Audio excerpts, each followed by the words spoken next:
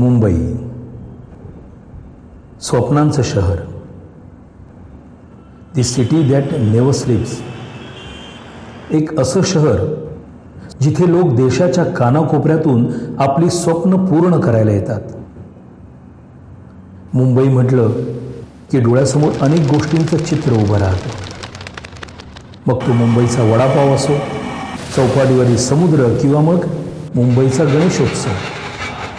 आणि गणेशोत्सव म्हटलं की भाविकांची गर्दी आली, झगमगणारे रस्ते आले आणि विसर्जनाच्या दिवशी लोकांच्या मनातील नैराश्यही आलं. गणपती बाप्पाच्या त्या विविध मूर्त्या पाहून मूर्तिकारांचं कौशल्य लक्षात येतं.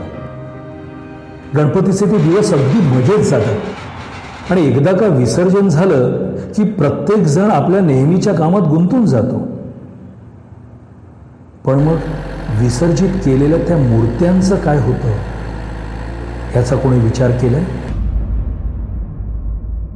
मुंबईमध्ये दरवर्षी 6 ते 7 लाख मूर्त्या बनवल्या जातात आणि यातील पुष्कळशा मूर्त्या ह्या प्लास्टर ऑफ पॅरिसच्या असतात, ज्या वजनाने हलक्या असतात, स्वस्त असतात. पण आपणास माहीत आहे का, त्या विरघळायला सुमारे 2 दिवस म्हणजे 48 तास लागतात. आणि त्यातच एक नवीन संकट आपल्या समोर उभं ठाकलंय. कोरोना म्हणजे कोविड-19चा वाढता प्रसार. या काळात सामाजिक अंतर राखणे खूप महत्वाचे आहे. विसर्जनाच्या दिवशी हजारो भाविक बाप्पाला निरोप देण्यासाठी एकत्र जमतात. पण यावर्षी तसं झालं तर कल्पनाच करवत नाहीये. अर्थात यासाठी सरकार आपल्या परीने प्रयत्न करतेच आहे, पण आपल्यालाही असं काहीतरी करायला हवं की आपल्या बाप्पाचे विसर्जनही व्यवस्थित होईल, समुद्रही दूषित होणार नाही आणि सामाजिक अंतरही पाळता येईल.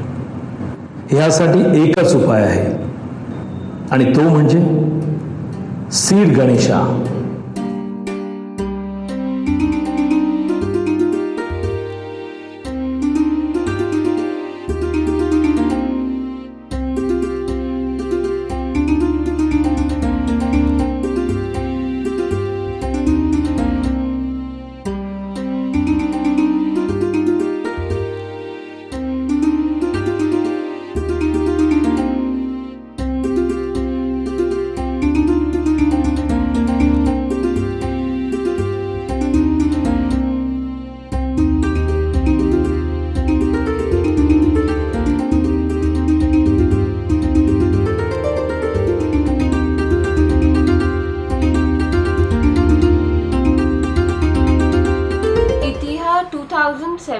से सीड गणेशा कर रहा है और हमने सीड गणेशा इसीलिए किया है क्योंकि we want the festival to be environment friendly. Coming to making of seed Ganesha, we hand mould the entire मूर्ति.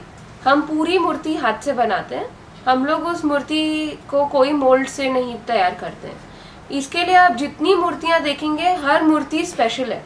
हर मूर्ति अपने आप में एक यूनिक मूर्ति है और इससे लोगों ने अपनी मूर्तियाँ खुद कस्टमाइज भी की है. हमने ये साल कुछ 300 मूर्ति बनाई है और हर मूर्ति अपने आप में डिफरेंट है. मूर्ति बनाने का प्रोसेस इस तरीके से होता है कि हम पहले मूर्ति का पेट बनाते हैं. पेट इसके लिए बनाते हैं क्योंकि वो मूर्ति का सबसे हैवीएस्ट पार्ट है. वो बनने के बाद उनके पैर, हाथ, मुंह, सूंड और फिर जो उनके छोटे छोटे इम्पॉर्टेंट पार्ट्स है जैसे कि कान, उनका मुकुट, उनकी आंखें, टीका, ये सब बनना स्टार्ट होता है. ये होने के बाद सबसे लास्ट में हम उनके श्रृंगार बनाते हैं जो है उनकी ज्वेलरी, उनका नेकलेस, हाथ, सब कुछ. गणेश विसर्जन करने का 2 तरीके हैं.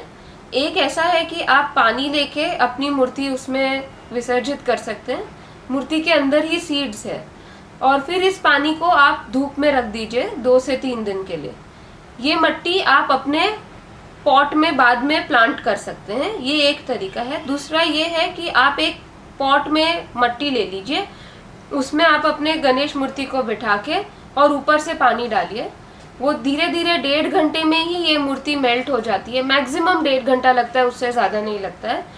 ये मूर्ति डिज़ोल्व हो जाएगी और फिर 1-1.5 महीने के बाद आप उसमें एक प्लांट देखेंगे।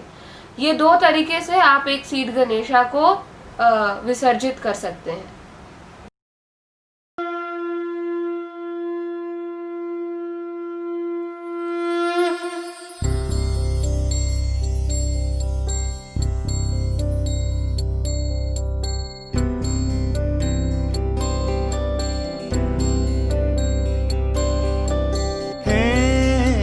गजवदन हे गजवदन वक्रतुंड महाकाय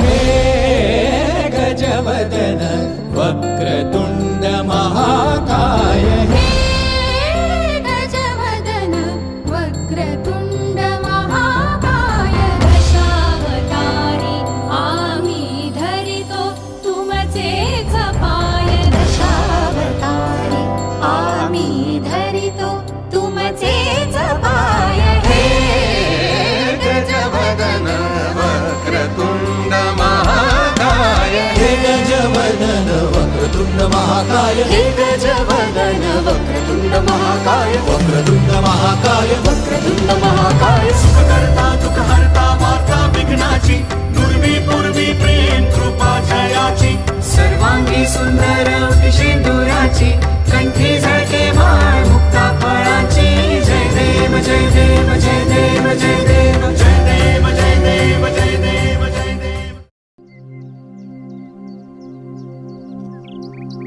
बदल ही काळाची गरज आहे आणि ह्या बदलाने जर एक आशेचं झाड उगवणार असेल तर बदल हा घडायलाच हवा।